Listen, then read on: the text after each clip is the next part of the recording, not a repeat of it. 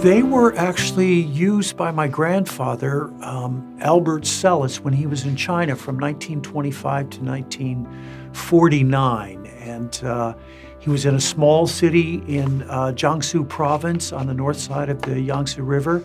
And he used those in his evangelistic ministry. He was trying to plant a church, and so he'd use these as a teaching tool.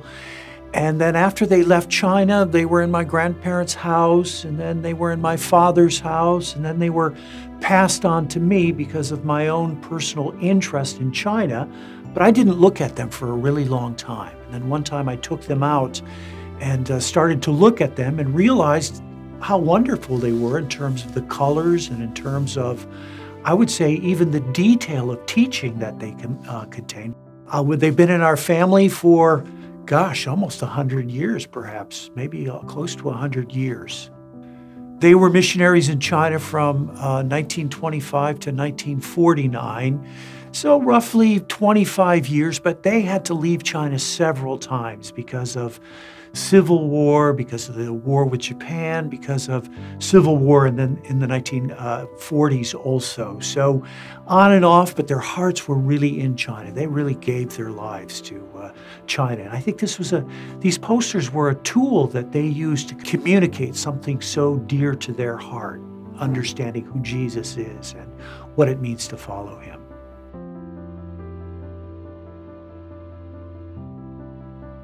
I would say my grandparents told stories about China, especially my grandmother. My grandfather died when I was quite young, so I didn't know him so well, but my grandmother had a huge impact on my life. And I can remember so distinctly when we would be at her house, she would pray for the Chinese church 3 times a day, in the morning, in the afternoon, and in the evening.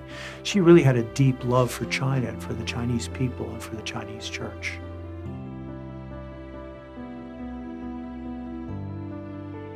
My time in China, in some ways, was more similar to their time in China than today is with when I first went to China. What I mean is, things had not changed so much between when they had left and I first went to China. It was still, in some ways, very similar. I went to the village where they lived and I saw, some things related to buildings when they had been there. But since the early 1990s, China has changed so much. I feel like I had a sort of glimpse of what China was like when they were living there.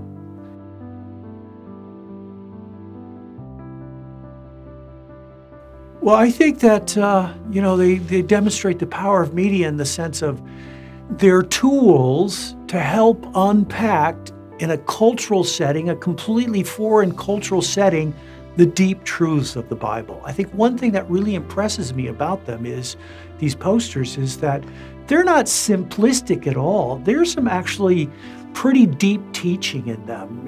The way they organize them, like there's one with a heart shape that shows the arteries and gives teaching about, the meaning of having Jesus in your heart and what it means to be connected to God and what it means to be connected to others. So they're really, I think, helpful visual teaching tools for understanding the important truths of the Bible.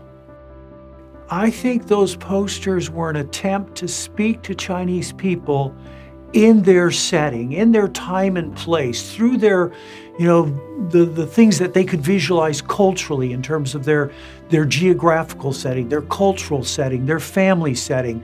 I think that contextualization, being in the place, using the moment to communicate these eternal truths comes through in those posters and is a reminder to us too about, how we take our times, combine them not in terms of, understanding, but in terms of being able to communicate the deep truths of the Bible.